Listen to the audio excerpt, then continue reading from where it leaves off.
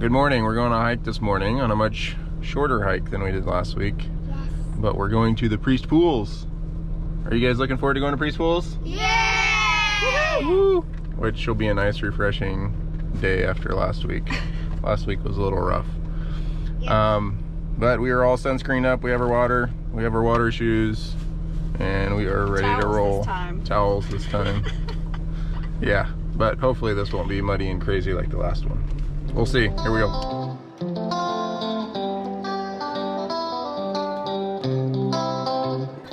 And here we are. We are at the parking spot for the Trailhead to go to Priest Pools. Here we go. You guys ready to go? Yes! Yes!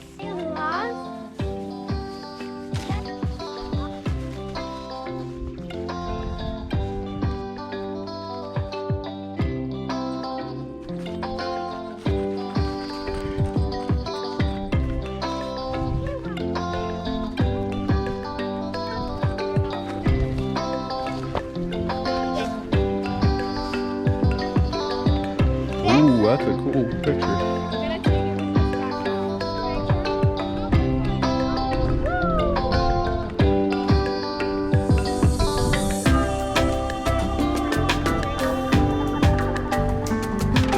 Come on, James. It's a heavy pack you have there, James.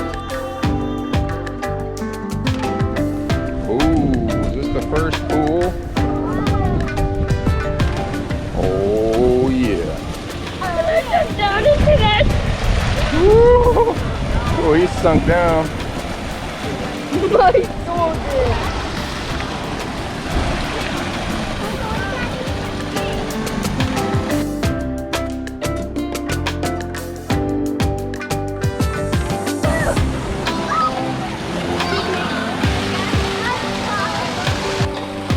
There you go.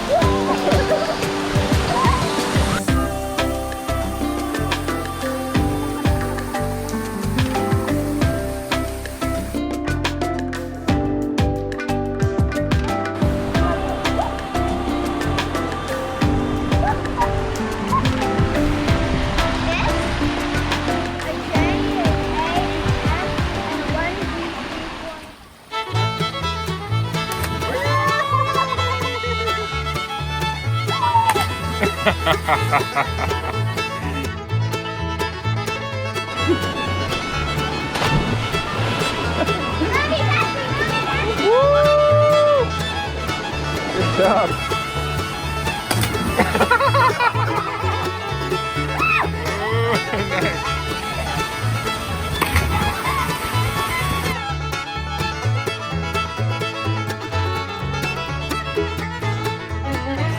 Go.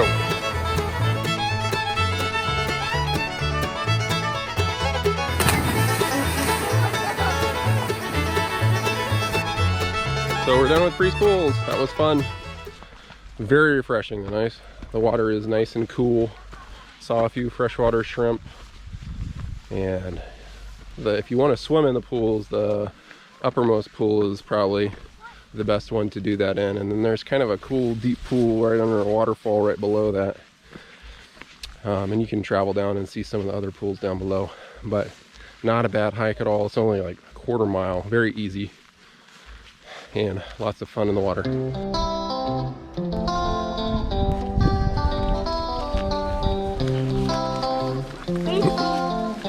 there's our master hiker, a little resident mountain goat. He's got his power walk move on.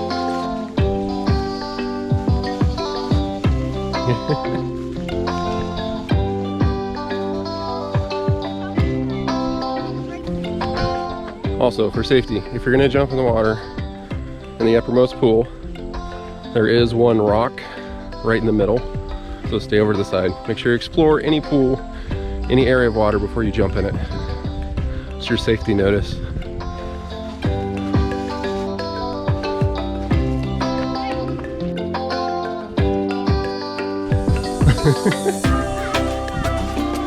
Casualty. All right, James, get up.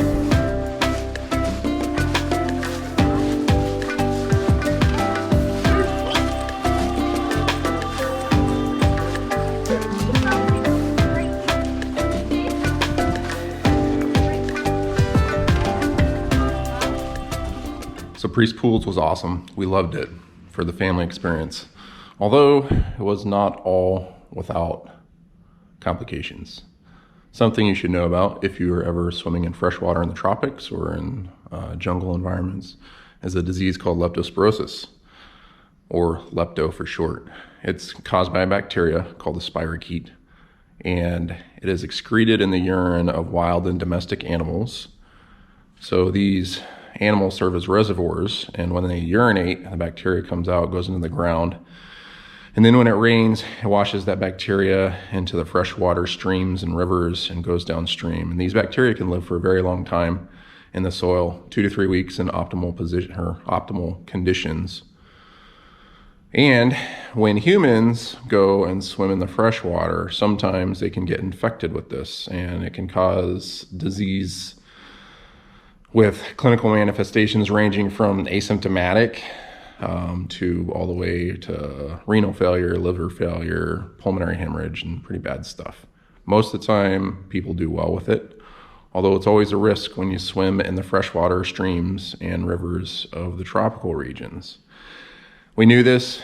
We've avoided it swimming in freshwater here for a long time, but we thought it was pretty safe because it hadn't been raining a lot, and that's when it's more high risk to get lepto, is when the water's stirred up and the bacteria is stirred up. And we went ahead and went swimming thinking we'd be okay because there's a lot of people who go there all the time. But about 8 to 9 days after we were there at Priest Pools, our oldest son, William, developed a fever, which can be caused by numerous things, including many viruses, influenza, right now COVID, although it's not really affecting kids that much. And when you're in the tropics, it can be a lot of other things too. But this fever persisted for 3 days, and he was having also headaches, specifically frontal headaches, which is right up here in the frontal part of your head, and retroorbital headaches, which is behind the eyes, which are kind of consistent with leptospirosis. And with this fever, he also had some muscle aches. And after a few days, we decided to have him get evaluated because we were concerned that he might have this disease. His labs were consistent with it. His white count was low, his platelets were low, his liver enzymes were elevated significantly. And we did viral testing for him that checked a whole bunch of viruses, including flu and COVID, and those were all negative. And there is a test for lepto, but it's an antibody test, and it takes a few weeks to come back, and is sometimes negative, often negative initially before you develop the antibodies. So in consultation with the doctors there in the ER, we went ahead and treated him empirically with antibiotics for leptospirosis, because untreated, it can cause significant illness. And Will got better after about a day and a half of antibiotics and improved significantly and never had any issues again. We just did repeat labs a couple weeks after, and they're very much improved. But this is something you should be aware of, because this is not like a lot of viruses that you just have to treat symptomatically and they go away after time. This is something that needs antibiotics, and again, in some cases can be very bad. So there's always risks. There's risks to swimming in freshwater in the tropics. There's risks to driving down the road. There's risks to diving. There's risks to hiking. There's risks to doing all kinds of things. And this is something that a lot of people are not aware of, but you should be aware of in the tropics. A good thing is, though, if you are going to swim in freshwater in the tropics, you can take 1 dose of 200 milligrams of doxycycline, and it provides great prophylaxis against this disease. So if you know you're going to do this, you can maybe talk to your primary care physician, and they can prescribe you antibiotics, and you only have to take it once a week instead of the actual course for treatment, which It's great for adults and kids over 8 if you're really concerned about that. But we don't really recommend it for kids under 8. So for the rest of our kids, it wouldn't have really been that great. Anyways, just wanted you to be aware of that. There's always a risk no matter what you do. This is one of the risks. And thankfully, he's doing very well.